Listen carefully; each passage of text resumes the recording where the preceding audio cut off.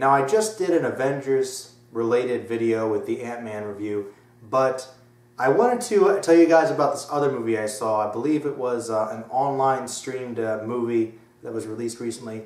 It's just called Big Game. But if you guys can track it down, I recommend it because it stars Samuel L. Jackson as the president. Okay? You should be sold already. I shouldn't have to say anything else.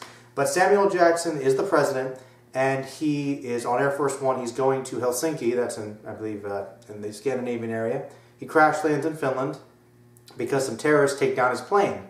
And there's a Secret Service agent that decides to betray him and is involved with this plot. And Samuel L. Jackson has to brave the wilderness and be saved by this young, like 13-year-old boy who's a Finnish hunter who's going off into his, basically his coming of age, where he goes into the wilderness and has to hunt something and bring it back. And it turns out he runs into President Samuel L. Jackson and they have to escape and fight off the terrorists.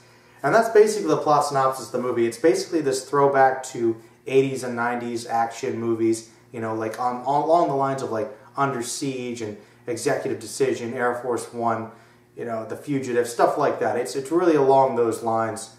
And it's just a really fun movie. I think Samuel L. Jackson actually gives a performance that might surprise you. He plays a more vulnerable person and a more believable person, surprisingly, than he typically does. He's not doing his typical Samuel L. Jackson thing, which I think some people might be surprised about, but it's still good. And the kid in this movie is awesome. He's an awesome character. It's really epic.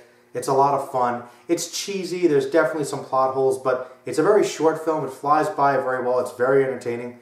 I really liked it.